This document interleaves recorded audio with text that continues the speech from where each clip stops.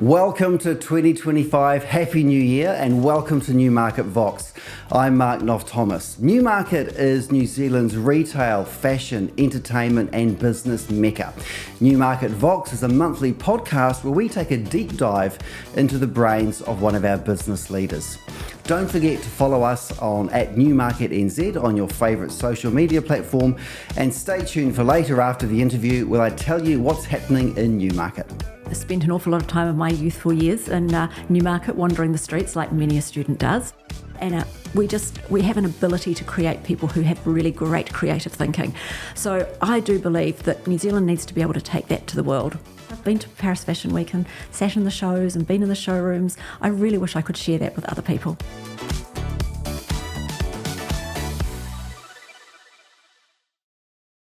After studying fashion at RMIT in Melbourne, followed by a stint working for a local New Zealand label, she established a brand that has developed a cult-like following, with stores in Christchurch, Wellington, Dunedin, Ponsonby, and of course, right here, Teed Street in Newmarket. I'm talking about Vicki Taylor, who joins us today. Vicki, welcome to Newmarket Vox. Hi Mark, it's lovely for you to have me here. Thank you. We're going to ask you a whole range of questions. Feel free to share as much as you're willing to. To start off with, tell us a little bit about your childhood, where you grew up, etc. Okay, so I grew up in the eastern suburbs of Auckland. I spent an awful lot of time of my youthful years in Newmarket, wandering the streets like many a student does. I was very fortunate. I had a father who was in the textile industry back in the day, and I'm actually third generation in the fashion industry in New Zealand, which please don't hold that against me, but it did sort of mean I had probably a career path mapped out for me. Being on the creative side, I decided that there was no way I was going to go into fashion design because that just, my father said to me, don't, it's a dead-end industry, it's so tough, don't go in there. So I decided to, of course, try every other form of design and figured I was actually okay at fashion design. Yeah. So I went off and studied in Australia just to at least separate myself from my father telling me what I needed to do. What made you decide to study in Melbourne? At that stage there, you couldn't actually get a degree in design in New Zealand. I'd done 1 year art and design at AUT in Auckland, and at that stage there was only a diploma available in Auckland, and I could have done 3 years in Wellington and got a diploma. You must remember this is a long time ago, Mark. Hard to believe, Vicki, hard to believe. So hence by jumping across the ditch, I managed to get a degree in design, and I was accepted into Sydney and Melbourne, but decided to take the Melbourne course because it's sort of a little bit like my way I run my label. Not that many people went to Melbourne in those days, so I decided to go there. So you started Taylor back in 1999. Yes. Tell us about those early days and then the constant evolution since. Oh, well, it was a long time ago, so you excuse the memory if it's a little bit vague. I had been working for a big New Zealand designer and had decided it was time to do something on my own. I found a little baby spot up on Jervois Road in Ponsonby because, didn't have much money, was starting things off very slow. Yeah. So I had my retail store downstairs, I had my workroom out the back, and I lived upstairs for the first 6 months because this is the way you do it when you start off that. Yeah. I also worked for 3 other New Zealand brands at the time. These were just quiet brands where I would go in and contract design because, like everybody, we've got to still pay the bills, and with a new business, it was an interesting wee time. So I started off back there, and it just sort of has grown from there. I think I consider myself very, very fortunate. I've managed to get people who have followed me. They found me round on Jervois Road, tucked away sort of out of the main hub of Ponsonby.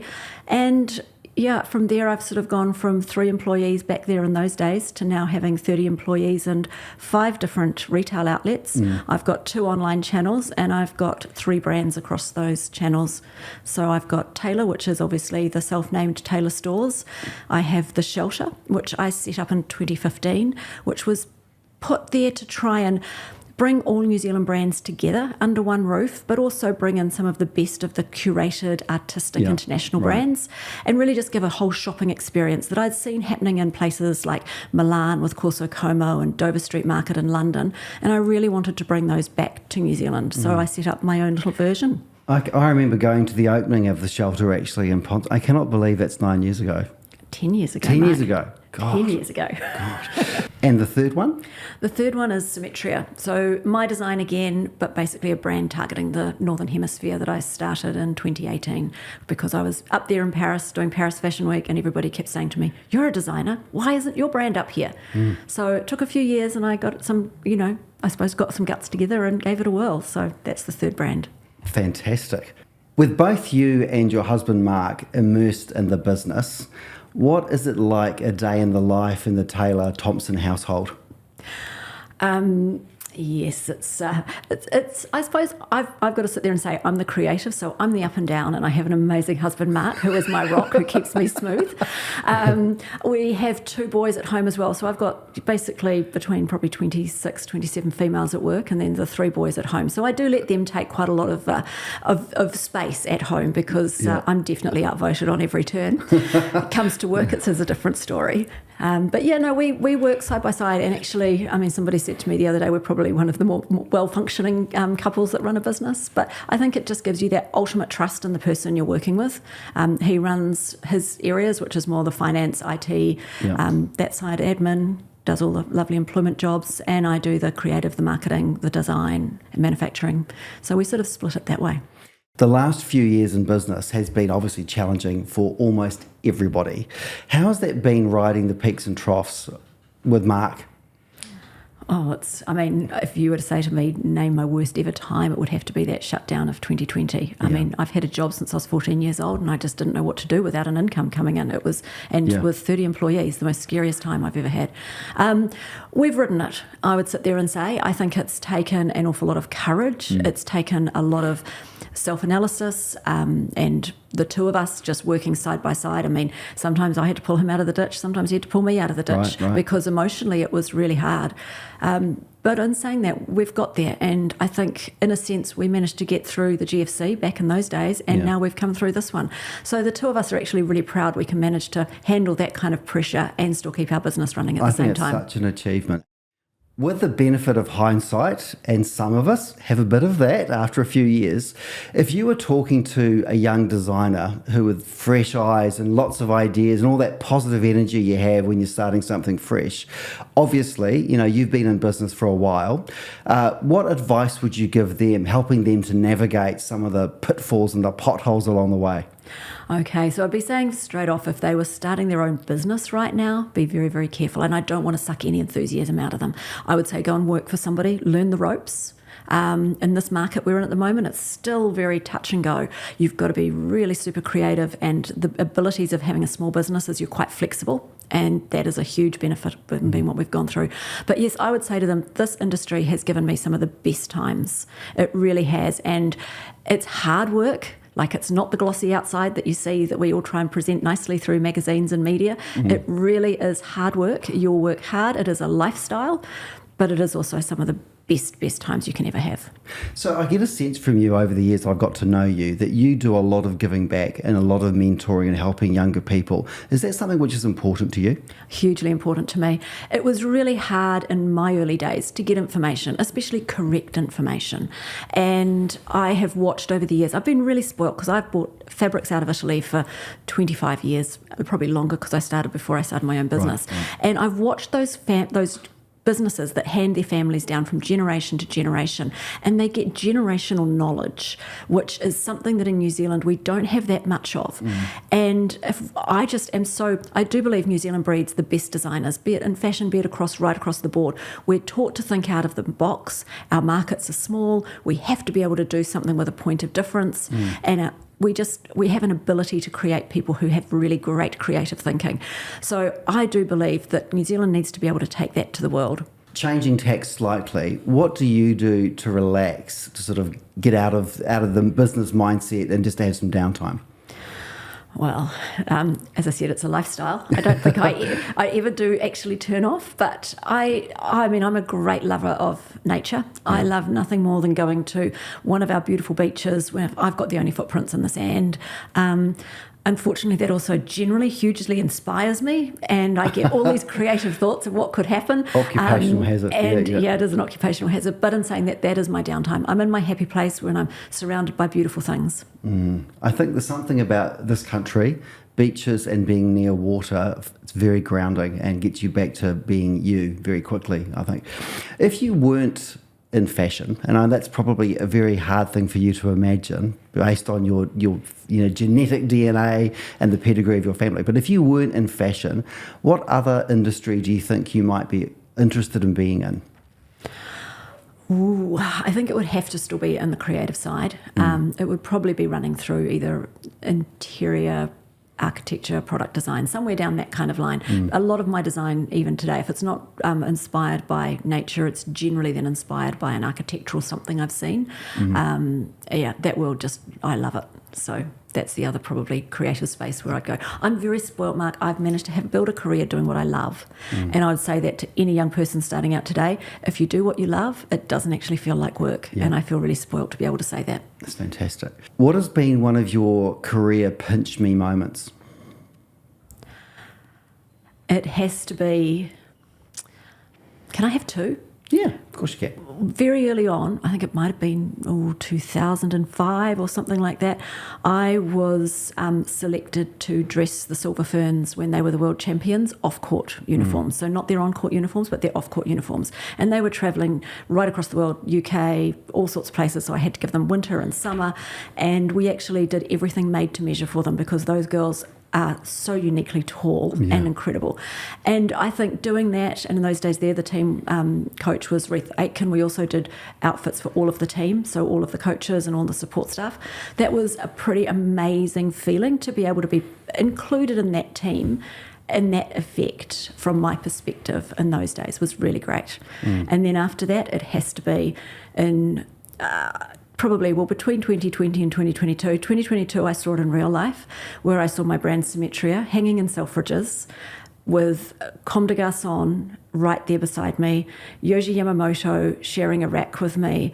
That was definitely one of the pinch me moments because as a little New Zealand designer, I never thought my clothes, those are the designers I've grown up idolising. Right. And here I was with my designs, my clothes, sitting even on the same floor as them, but this is actually on the same racks as them.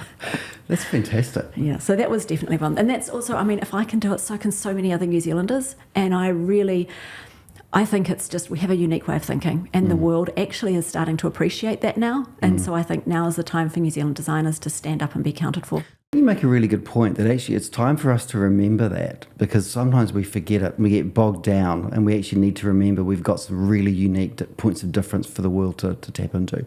Now, I know for you, sustainability and supporting local production has always been very important. Tell us a bit about that. Okay, so I was staunchly New Zealand made, and I still try to be as strongly as I can to this day, because every New Zealand made garment you buy from me, it goes through 5 different New Zealand companies. So the fact that I can keep all that money back in our country and helping us. It was also, and this comes back to me wanting to help the next generation, if I'm a medium-sized company out there now. If I can keep my production in New Zealand, it means that those machinists, our infrastructure is there for our next level of designers. Now, when I started off, when I could make 5 of something and 7 of something, that's where I learnt from. And you can't do that if you've got a manufacturer offshore, because you've got to do bigger quantities. Right. So it's really important we keep some of that infrastructure here for New Zealand. So I'm, staunchly New Zealand manufactured. I do have 2 brands now that I do produce offshore, and that is purely just because of price point, and unfortunately some of the machines are not available in New Zealand now, so we have to do it offshore. Okay. Sustainability is also seriously important to us as a company.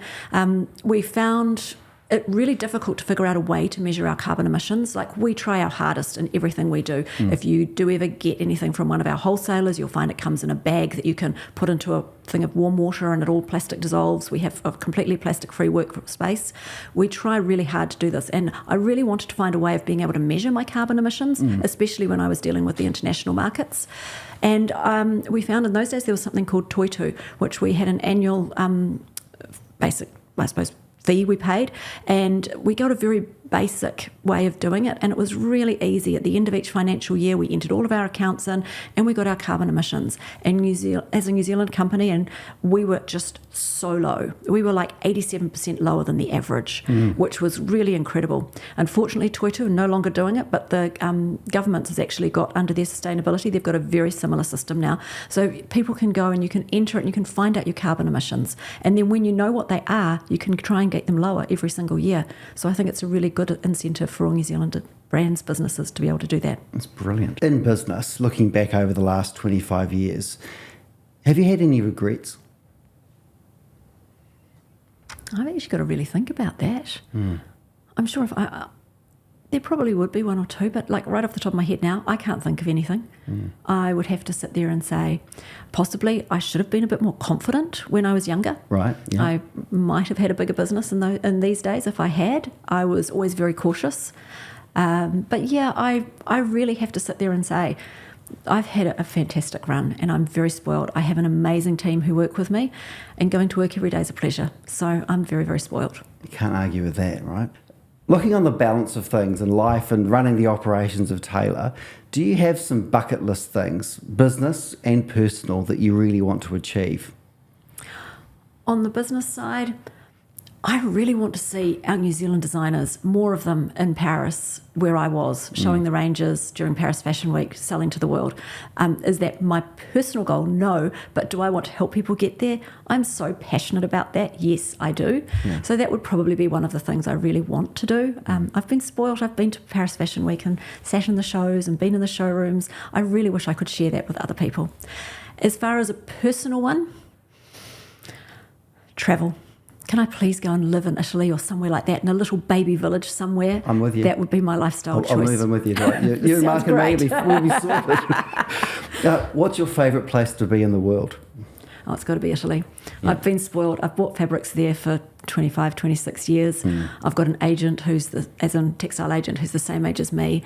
We've sort of like grown up together, even though we've grown up on different sides of the world, with our lives that collide every 6 months when I would travel over there. And yeah, they have a great lifestyle. Would I want to live there with their economy? No. I would have New Zealand economy any day over theirs. But I love their lifestyle, their food, their culture, their arts. That's wonderful. So what's next for Vicki Taylor personally? I'm still not done, Mark. I've got quite a lot I still want to do. And I'm also a great believer in, it's in my head. I don't know if I should say it out loud, because I'm a creative and suddenly the whim will take me, and that will be the right thing to do at that time. There are several things that are going there. Taylor's certainly got a long way to go, and you'll be seeing a lot more of me. I love that. So, Vicki, I know you opened the shelter in McKelvey Street in Ponsonby 10 years ago, and then you opened up one in Dunedin last year? Yes, last year, August last year. What's the DNA concept of the shelter? The shelter's all about putting New Zealand designers, creative New Zealand designers, into one space and sharing that space with some of the real artisans of international fashion. So Izzy Miyake, Rick Owens, Uma Wang. And because it's amazing, our New Zealand designers stand up against those really big brands. So it works as a bit of a platform for two formats here.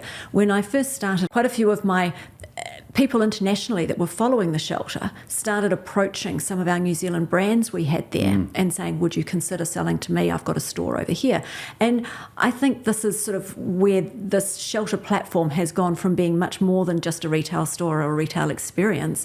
It's now we have something called the Shelter Emerging Designer Program, which we take probably, I think I've got about 4 or 5 New Zealand designers. They're going probably 2, 3, 5 years at a time, and then they work with us. They get to sell their products in the shelter, and they get mentoring from me. We help them with our networks, and we really want to make their brand stronger so that then they are ready to go and stand into the international market. I'm lucky I've got that international experience as well behind me. So then I start talking to them about what showrooms they should be showing in internationally. And this is sort of it is an official program, but it's not something that I go around and really talk about a lot, because every design is at a different stage. But we have this really, if I can basically make their New Zealand base strong through my retail stores, that gives them then the funding and the infrastructure to be able to then jump into the next part of their business where they can start looking internationally. So your sustainability angle is really interesting. It's quite deep. It's not just around the environmental stuff. It's actually around the industry and trying to build a sustainable fashion industry for New Zealand. I hadn't thought about it like that, but it is. I really do believe this industry is great. It's tough, but there is so much there we can do, and I really want to see New Zealand designers progress and to the next level. I think I've been spoiled in my generation. I could run most of my business just on our New Zealand market, but nowadays with online, you could sit there and say 50% of our clients nowadays shop anywhere in the world. So for every New Zealand designer business, we need to be sitting there going, well, half our clients are shopping internationally, so we should be heading off internationally. And you don't need a big section of that international market. That international market is huge. You just need your little slice that relates to what you do. So if you were giving somebody like top 5 things or top 3 things to do to try and break into an international market, what would you recommend? Make sure, there's several different prongs here. So firstly, your product. Make sure your product, your design, your delivery, your business structure is there to be able to deliver. Nobody wants to buy, a brand, buy their order of garments and then find it doesn't get delivered or it gets delivered late. If you're coming from this far away, we have to be better than everybody else who does it in the rest of the world. And we have the ability to do that. I would also sit there and say, make sure you're manufacturing in New Zealand, because that was my biggest key for pulling in my international buyers, because if you're selling at that level that I was out of Paris, if you make in China, they're very sceptical of you. If you make in Italy, they love you. But when you say you're made in New Zealand, they can't place you. And then you send them the picture of your machinist with her house and her car and, the lifestyle that she leads. And there's no sweatshops here in New Zealand. And so she is living this great life like you and I lead. And that goes a long way internationally. So I think we've got to really celebrate what we have here. So that would be the first thing I'd say to all New Zealand designers. I'd say, look at how your business is structured. Make sure that's good. Your marketing, all that falls into place.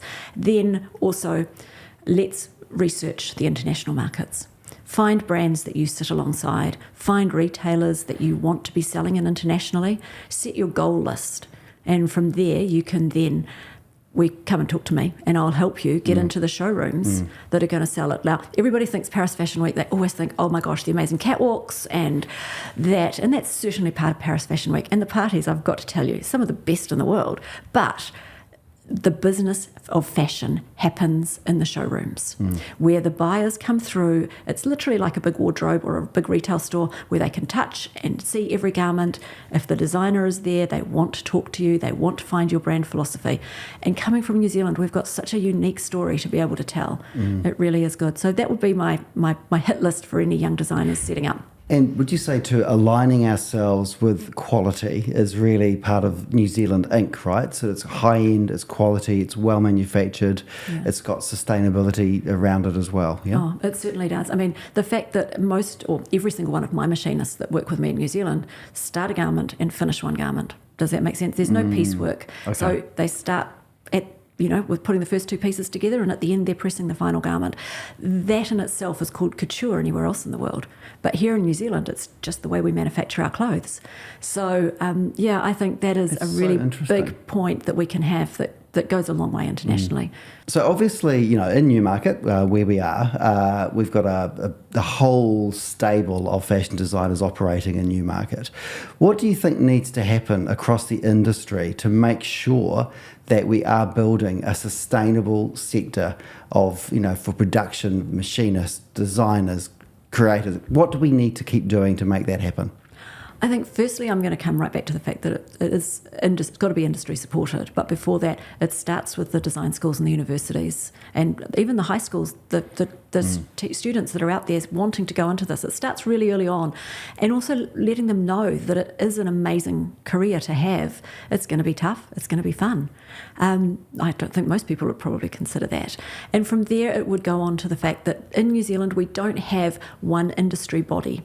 Like Australia have the Australian Fashion Council, British have the British Fashion Council. New Zealand, we've got a couple of small individual bodies, but they're sort of focusing more on sustainability or something there, rather than pulling the industry together. If I can do one thing, I want to be able to pull all of the New Zealand industry, from the big guys to the small guys, and put them all together, and let's actually build our industry to make it really, really strong.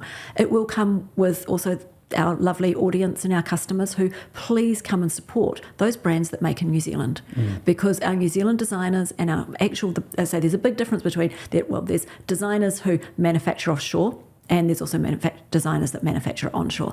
If we want to keep the infrastructure here for the next generation, we need to be supporting those designers that actually are manufacturing in this country. As I say, 5 different businesses: the cutters, the machinists, the buttonholers, the presses. They're all separate businesses in New Zealand. So we have to be able to keep all of them alive. And they are there, and they do amazing quality work.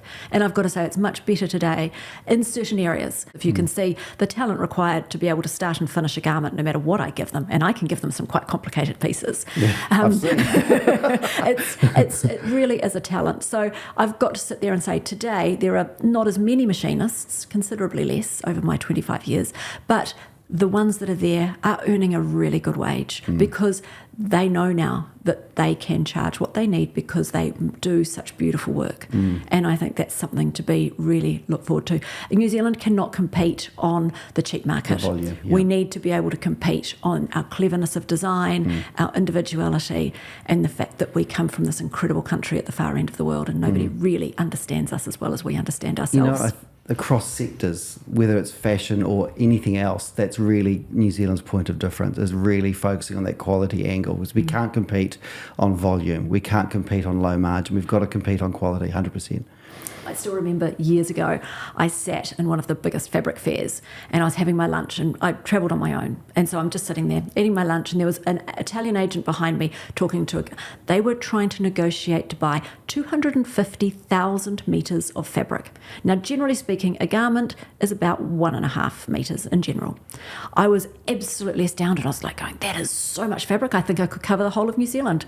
Got to the end of the conversation, the customer had left, and I turned around and I said to the person who was there, I said, can you tell me what they use that fabric for? He said, oh, it's an Italian brand and they just do 5 dresses every season. Wow. I don't ever want New Zealand to be known for something like that. Wow. That's insane. Yeah. Isn't that crazy? Consumers seem to be demanding more and more about sustainable practices, and you've spoken a bit about the fabrics you're using, and also the industry sustainability, which I find really fascinating. What sort of things are you doing from a retail perspective around sustainability, not just in the fashion side?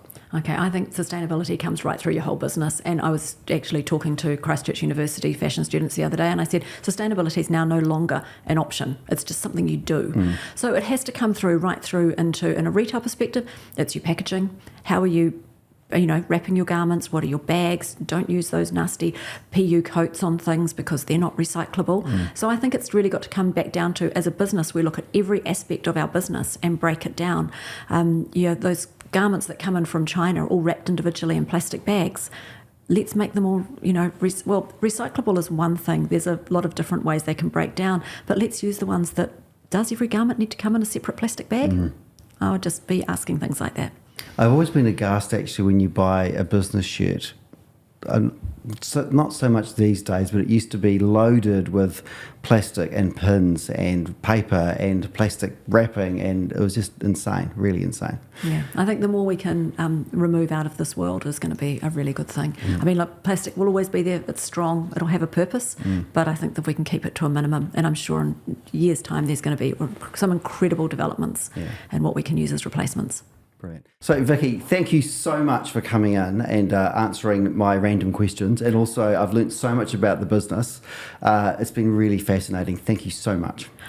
Thank you so much for having me, Mark. But just before I go, am I allowed to ask you a question? Of course you can. I've been a Newmarket retailer for a very long time. What is your vision for Newmarket? Well, it's a very good question. Newmarket, we've had some challenging years of the last couple of years, but actually we're really well poised for a full recovery. So going back a few years ago, 2019, Scentre Group opened up the new Westfield Newmarket development, which added 88,000 square metres of retail space to our retail landscape. And that was going to have an impact on us for about 18 months to 2 years from the research that we'd done around large-scale shopping centres opening up, but it was going to come back. Of course, shortly after 2019, we entered a COVID era, and that really pushed us back a bit. So we have taken a longer time than expected to recover. However, I'm pleased to say recovery is well underway. Newmarket's future is robust and strong. We're on the doorstep of the two wealthiest electorates in the country, Tāmaki and Epsom. We're going to be intensified with more residents, more workers, more businesses, and a vibrant retail strips coming back online as well. So I'm really upbeat about Newmarket. That's good, because so am I, and I just think you are doing an amazing job keeping this place alive, and I so look forward to the next few years in Newmarket. Oh, thank you, Vicki. Well, it's not every day the tables get turned on me, but a really good question. Coming up in February, we have our Sunday Sounds over 3 Sundays, as well as the iconic Festival Italiano on Sunday the 23rd in the streets all over Newmarket. Look forward to seeing you then. Cheers.